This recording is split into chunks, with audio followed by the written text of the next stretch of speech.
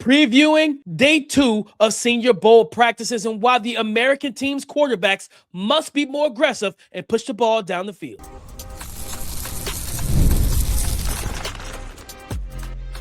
You are Locked On NFL Draft, your daily podcast covering the NFL Draft. Part of the Locked On Podcast Network, your team every day. Welcome back to the Locked On NFL Draft Podcast, your daily podcast covering your favorite draft prospects.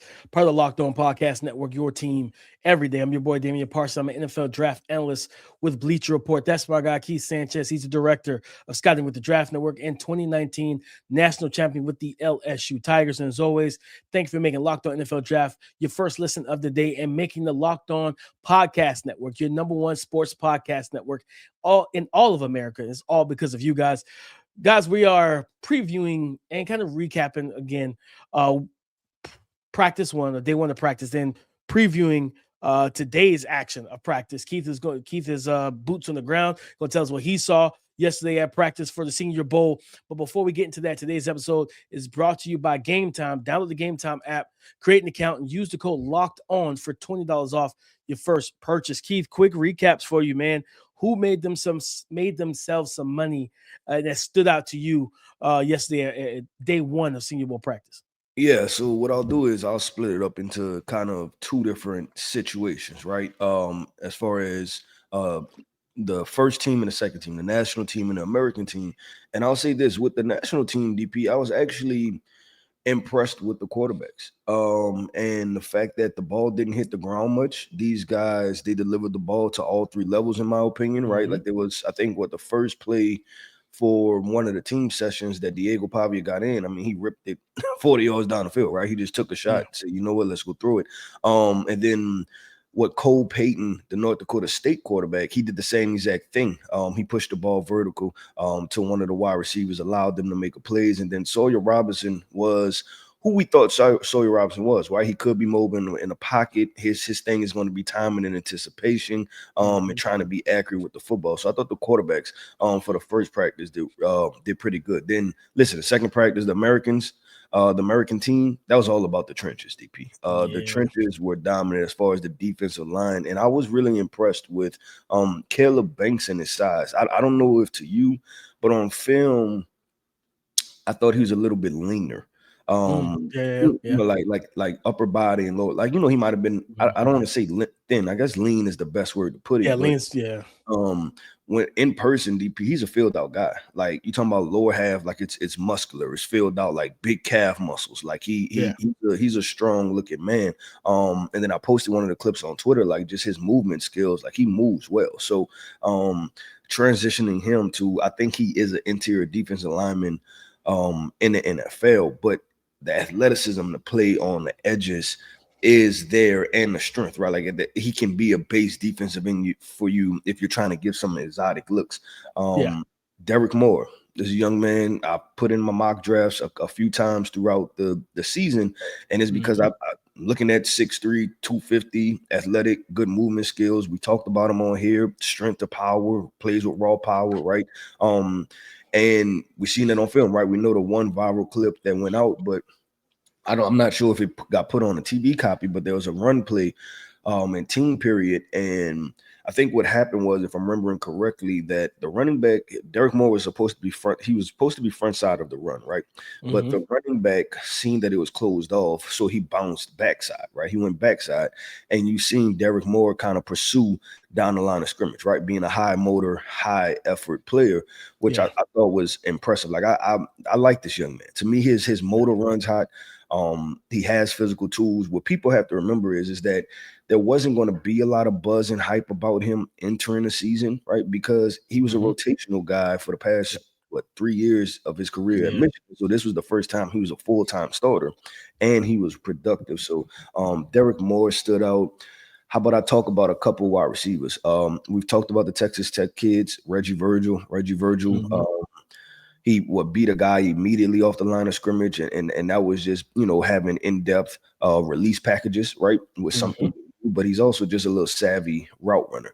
I'll get into Malachi Fields, because I know that's a young man that we've talked about on here a lot. First rep against press man, wasn't impressed, right?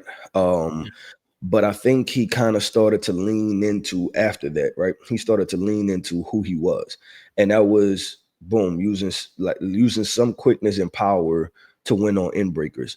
And if I had to place him somewhere, I would have to put him somewhere between Xavier Hutchinson and Nico Collins. And I know they both play on the same team, like just some, you know what I'm saying? Somewhere in between that, because Xavier was thinner, right? Which I think he's thicker and more powerful than Xavier Hutchinson, but Nico is a unit, right? Like that's a big physical problem. 220, yeah, explosive, yeah. So if I had to place him like as far as like what day one looked like, it looked like he can be somewhere in between there because he started to catch the football. You started to see his IQ once they got to, I think it was 7-on-7 periods, and it was more end breakers and curls and hitches and things like that he decided to win off of. Yeah, no, I mean, I think we kind of talked about it. Like this is we're saying since the summer, this is a really good wide receiver class, and people are starting to see Ted that. Hurst, And Ted Hurst. He's impressive in person, DP. And I mean, he looks like it on film too. Like he looks like a tall.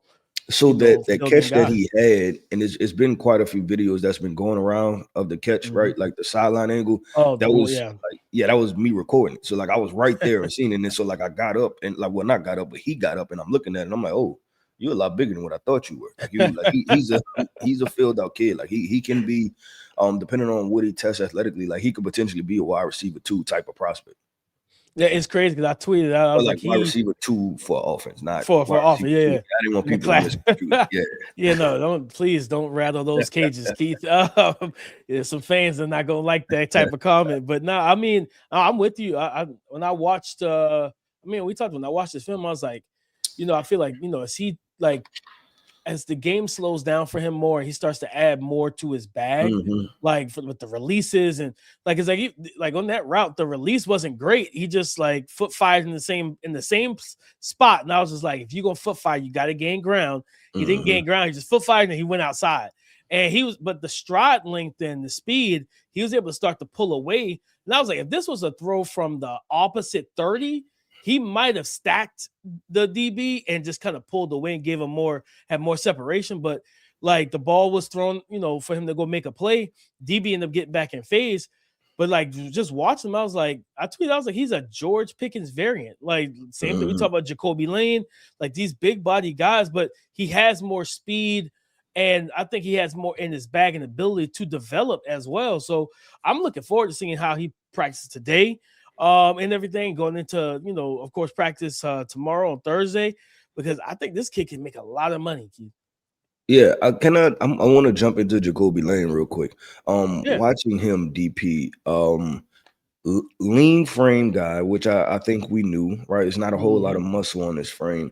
I think for Jacoby, he has to decide how he's going to win. Because and I don't know what reps got showed on TV, but in my opinion, the one-on-one reps, I think on both sides that he took, it was evident that speed was deficient, right? And if it's not going to be speed, he's going to have to try to figure out a way to overpower defenders, which we just say that he's kind of lean frame with not a lot of muscle. So heading in day 2, and I know we're about to do the preview.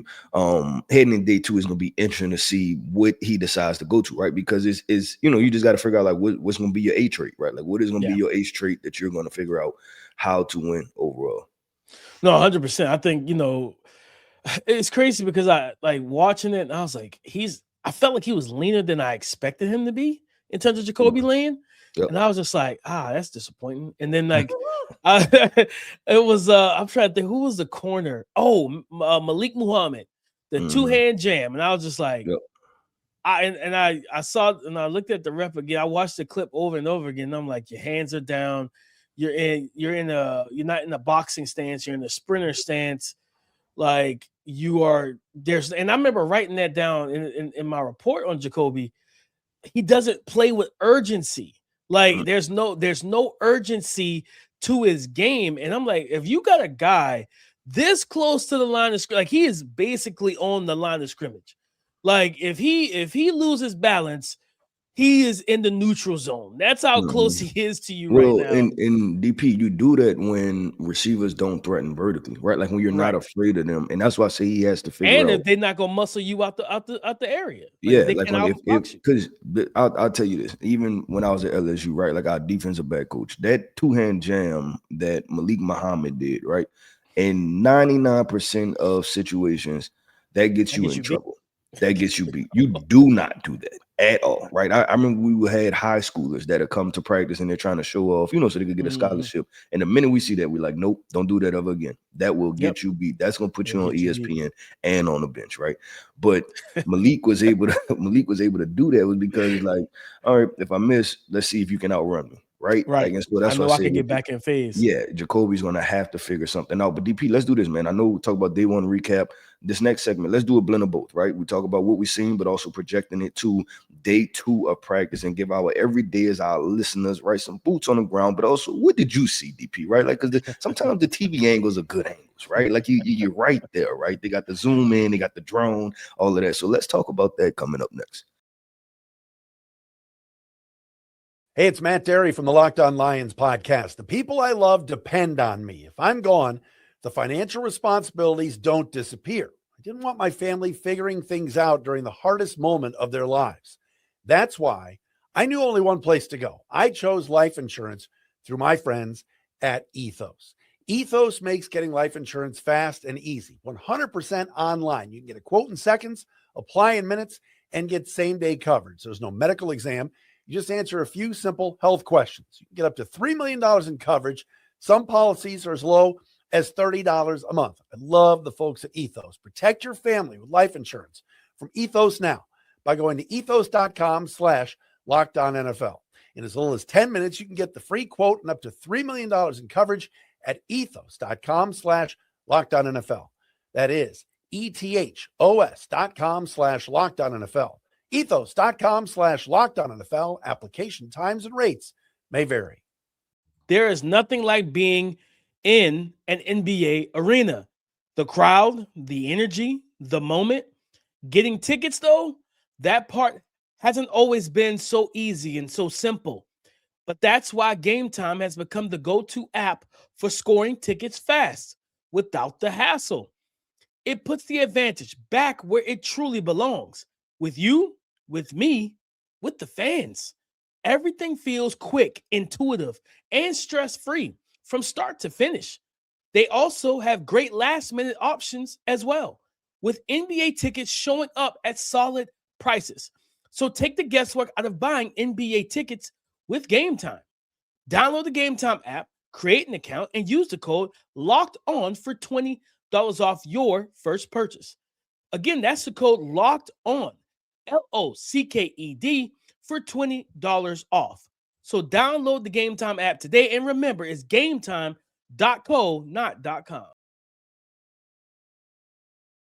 Continuing to recap day 1 of practice and then preview day 2. That's what we're getting into next. And guys, thanks for being everydayers with us. If you want the show ad-free, go check out and subscribe and become an everydayer and join the Everydayer Club. Go to LockedOnNFLDraft.supercast.com. Some of the things that I saw, I dropped the pod early this morning. I recorded it and got it edited and everything.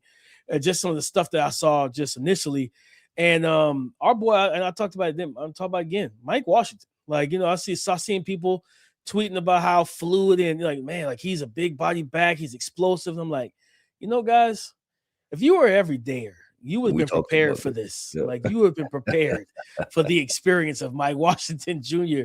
But I liked everything I saw from him. I think he was about to break one run where he hit the hole. But he was patient with it. It just wasn't like running into a wall. He was patient. He got through. He got skinny, even though he's 6 foot 228. He got skinny, hit the hole, and I think he tripped up on one of the old lineman's feet coming out of the lane. Mm-hmm. Now I was like, if he doesn't trip, this is a house call. I think there might have been a safety to his inside, or safety of a linebacker to his inside on the second level. I'm like, you're not in range. You're not in a position. You're flat-footed, you're square to the line of scrimmage. He's about to get going if he doesn't lose his footing. And it was going to be right down the sideline, house call I think for him to just continue to stack days. Nick Singleton, I like what I saw from him, especially there was one pass, I can't remember who it was. Somebody ran him over in pass protection. But outside of that, he was good in pass pro. Like he did a good job staying square, shooting his hands, working guys around the pocket, things of that nature. I like what I saw from him as well. And I think I talked about the Tyron Montgomery kid from JCU. Just another wide receiver we're gonna have to continue to talk about and get into try and find some JCU film to break down and do a report on the kid, because the ability to elevate over the route he put on Colton Hood, and then to watch him elevate over, I can't remember which corner it was. I know what you're talking about. Yep. The left sideline, and I was just like, oh, so you got bunnies too? Like, okay, you can jump and you can run. All right, say less. Like I'm all for that. So I think this is a young man. I think he's like 5'11", 188, 190. So kind of built, I think, a little bit heavy, not even a little bit. I think what Jordan Addison was like 178 or something crazy like that when he came out of USC. But like, just a guy that has some speed. I want to see what the route running actually looks like in one-on-ones consistently and things like that. And I think previewing in the day too, Keith, Josh Cameron, I don't expect these corners to give him what they gave him yesterday. I think watching his reps, I see guys that was lined up square to him. They didn't pick a specific leverage. He would release outside, use his strength and stuff like that, out muscle him. I would expect these DBs to say, you know what, you're gonna have to route us up. Like, and then there was a rep in 11-11 where Colton Hood got two-hand jam, but it wasn't like the Malik Muhammad two-hand jam. It was stay square, got two hands on at the line of scrimmage. He wasn't like super aggressive, but he got hands on and he kind of like ended the rep pretty quickly for Josh Cameron. That's my problem with him. Like, Josh Cameron is physical. He's got great ball skills. He's got to get better releasing from the line of scrimmage against press. He's got to add more to his bag because he's got the short area quick. He's got the tools to do it. He just doesn't do it. And I'm like, in the NFL, you go against some of these top corners, there's this jab step, speed release, thinking it's going to work. He runs this. If you watch his game tape, you'll see the same release like 6 times in a row. And I'm like, bro, you better not do that in the NFL. Like, these corners are going to take that away from you.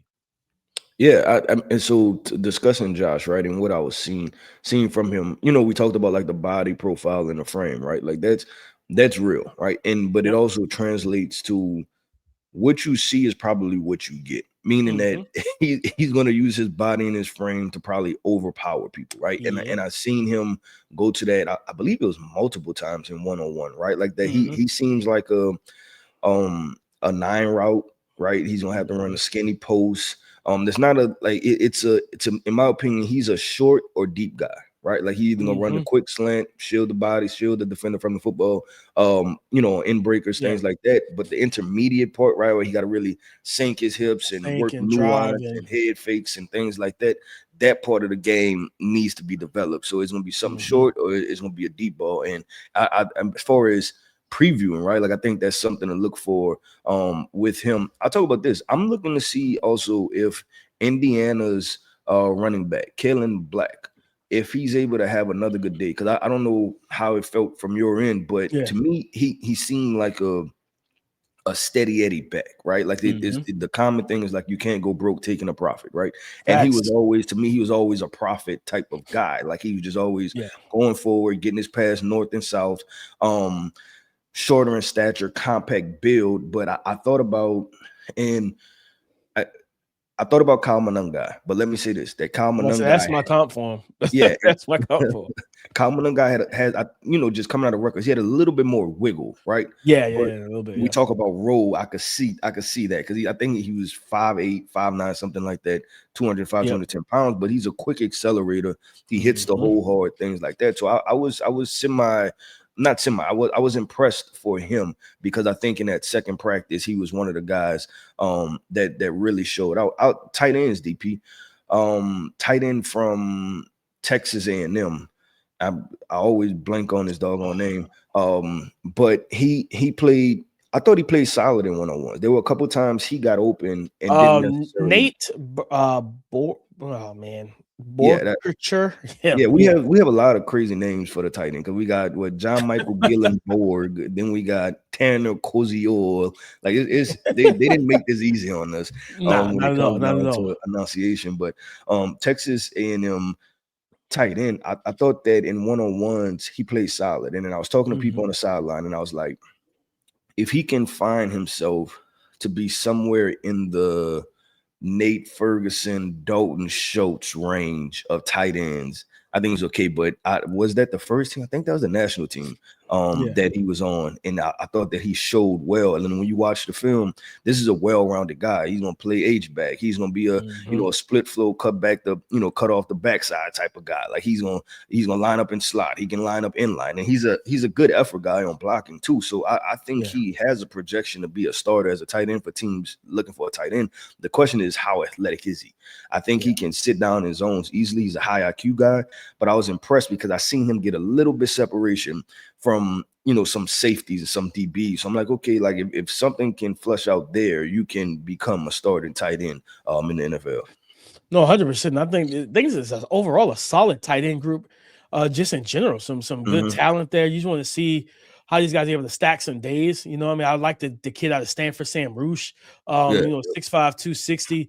I think I just want to see him get better as a blocker overall, but I think he's got the ability to be kind of Dallas Goedert-like with the Eagles, where it's like, hey, you know what? Like we run the ball, we get you up the seam, we get you in the short game. He can create after the catch a little bit. Not like he's not the Travis Kelce wiggle and Brock Bowers athleticism, but he can still make some plays. If you run him into the void, catch the ball, he can get upfield and make some plays for you.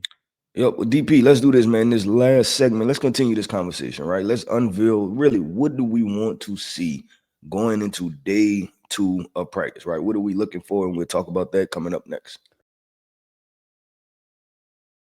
It's the last call for football on FanDuel. One final Sunday, one last kickoff, the final chance to get in on the action before the NFL season officially comes to a close. This is Super Bowl 60, and FanDuel is making sure you're right in the middle of it with a special offer just in time for the biggest game of the year. Whether you're backing the favorite, riding with the underdog, or you're building that one parlay, this is the game that everyone's been waiting for. It's the perfect way to cap off the season and make the Super Bowl even more exciting from kickoff to the final whistle. If you're a new customer, bet just $5 and you'll get $200 back in bonus bets if you win. Make it count, because after the Super Bowl, the season is over. Last call for football on FanDuel, an official sportsbook partner of Super Bowl 60. Visit FanDuel.com to get started. Thank you for making Locked On NFL Draft your first listen today and everyday shot, for being our everydayers. What are we looking for on day 2 of Senior Bowl practices, Keith? A wide receiver, I feel like I'm probably gonna be higher on than a lot of people, is Boston College's Lewis Bond. 5'11", almost 200 pounds. And people look at him, like the stop route he ran with the throw by. I was like, if you watch his tape, like he's a good route runner. You know what I mean? For Boston College, I think he's their second leading all-time leader in receptions and all that. Maybe all-time leader in yards. Yeah, I think he's all-time. Yep. Yeah, so like he's very productive for him. He's a former high school running back, and you can see with his build, because he is filled in and dense, but he's sudden. He's very intentional. Doesn't give you indicators as a route runner. Whether it's OTB routes, crossing routes, dig routes, up the seam, corner routes, out routes. He runs a lot of different routes. And I just want to see I want to see him just continue to stack. I want to see him stack some days, but also in the one-on-ones, like answer some things athletically for me. Like, let me know what kind of, hey, can you take the top off the defense? If a guy gets too close at the line of scrimmage, like we talked about with Jacoby Lane and Malik Muhammad, the reason why they crowd you typically is either A, you're small and fast, and I want to get my hands on you to keep you from running by me, or B, you're not fast enough, and I know I can run with you, right? So for Lewis Bond, hey, if a guy get that close to the line of scrimmage on you and wants to get physical, can you win quickly and get vertical and then keep and take the top off and stack a guy? I want to see him stack days because I think this guy could be a nice security blanket, right? The round 3, round 4 in this loaded wide receiver class that we got. Yeah, no, I like that call out, DP, because I was impressed with him. Just overall, and like you said, the route running, the ability to, start, stop, things like that. I'm gonna go with the quarterbacks for day 2. Practice 2, the American quarterbacks. I want to see those guys open it up some more. And I don't think it was a situation where they were turning down throws. I just think, each coaching staff has their process, right? And I told you, the national team, you've seen them push the ball vertical. You was able to get, kind of good evaluations on the guys. Garrett Nussmeier, I believe what I believe in him. And I believe that if he did it once, he could do it again, right? And yesterday, I think that he took what was there, and there was no problem with that. I just think that was part of the process because it was the same thing for Luke Altmaier, right? Like watching Luke's film. Taking the profit. Yeah, and then translating into, like, the guy has arm talent. He can throw the football, Luke Altmaier. Both of those guys, both of those guys, I want, if it's in the practice script, I want to see them open it up a little bit more. And then with Taylor Green, him being on that American team too, him use his legs some, because and we talked about this, pre-Senior Bowl, what we're looking forward to, right, is that he's gonna have to open it up some and show people the athleticism. He was a little bit thinner, like to say he came in at 229, 230 pounds. Yeah. If I had to eyeball a DP, I thought he would have been like 215. You kind of get what I'm saying? Like I wonder if he dropped weight, because he was listed like 240 on Arkansas. I mean, granted, we know the school's lie. But the school's lie. But I wonder if he did drop a little weight. I don't know, because he was bigger last year, and then he dropped weight over the summer coming into the season. So I wonder if he dropped some weight coming into the Senior Bowl just to move quicker. Yeah, and maybe that, and maybe I know Combine is still 2 months away, but maybe he started the running part, right? He feel like if he can run a 4 or 5 or something like that, he probably started that process. So 6'6" running 4 or 5 is crazy, but So the American quarterbacks, see them opening up some, and then I think with the one-on-ones for the wide receivers, see which guy turns out to be consistent, right? Like we watched Ted Hurst make a play yesterday. Can he make a play today? We watched Reggie Virgil do well in his release packages. Can he make another play again, right? The consistency of Malachi Fields, where does that land? It's just now, because usually, DP, you feel good after 2 practices, right? Like after you get that second practice of watching and evaluating the guy, you're like, okay, that's a dude. I don't think there was anybody that necessarily stole the show. I think that there were one-off plays, but as far as like somebody consistently dominating, that wasn't a part of it yet. So I'm looking to see who's going to be consistent in this process. Yeah, I mean, going back to what you talked about with Taylor Green, he threw like, I think it might have been his first completion was I think an out route to the slot, and the first thing I went to was his footwork, because I was like, because his eyes, like I think the progression had him go left, then come back right. And I was like, this is how you get in, that's kind of where we would get in trouble, where you now have to reset your feet. And I give him credit. He did a great job. Like, because in his drop back, his eyes are looking left. His body's kind of, pointing left, like he might be triggered to throw there. And then he works back to that out route. And I watched his feet get planted. They were sound. He transitioned his weight well. The release, I think you can be a little more compact, because he's 6'6". You 6'6" with a high release, that ball's gonna be up there. Because he threw it, matter of fact, he threw it to Malachi Fields, I think it was Malachi Fields he threw it to. And Fields went up and got it. And I was just like, Fields is 6'4". So this has to be a high throw for him to kind of leave his feet to go up and get it. So I was like, Taylor got to bring that down a little bit. But I did like the lower body mechanics overall from him. I'm like, at Arkansas, he would have heel clicked, feet would have been narrow, and that ball probably would have sprayed. You know what I mean? You don't know the result. That's why his accuracy was always so streaky. So just kind of watching the mechanics of him overall, because to your point about his legs, he did use his legs on one throw, because he was about to throw. It was a quick throw. He was about he back foot hit. He was ready to throw it. He saw that defensive lineman jumped up. He was like, "Yeah, no, I'm out of here." And he took off. He was like, "I'm not even wasting time." And I was like, you know what? That's fair. You know what I mean? The pocket was collapsing. Instead of getting the ball batted down or creating a potential tip drill, Yeah, go right ahead and do that. So I'm definitely looking forward to, and I said it on yesterday's, on yesterday's pod, Keith, on the on the preview. Let these quarterbacks, give them the day. Let these guys figure it out. Like you said, them boys taking the profit. I'm perfectly fine with that. Not letting the ball hit the ground, just being calculated. But yeah, that second practice, I would like to see more deep shots. I don't know I can't remember if they ran a lot of 7-on-7s. I think the first team did or whatever, with Cole Payton and all them. You got some 7, I love that. I don't know. So Drew Fabianich said this. He was like, he took 15 minutes away from each practice. He's like, we're not doing installs. Like, we're not doing walkthroughs. We're not because that's what remember last year, the practices were boring. Like, we're watching them go through walkthroughs and slow. Like, dude, this is not. Yeah, it's not the time for that. He's like, y'all could do that somewhere else, or if you want to stay after practice, you could do that. He's like, this is not what the scouts came to see. This is not what the media came to see. It's not what the NFL GMs came to see. They want to see one-on-ones. They want to see action. I took 15 minutes away from each practice so that we don't have these walkthroughs. And I was like, Drew, you're a godsend. Appreciate you. You know what I mean? So hopefully we get some more. I hope that the second team does some more 7-on-7s. And, a lot of these guys just kind of get into a rhythm. I think that's what helped let Cole Payton and some of those guys get into rhythm, going into that 7-on-7 or mixing it up where it's like, okay, we go 11-on-11. You get your feet wet, go to 7-on-7, go back to 11-on-11. It just helps guys kind of get into some rhythm.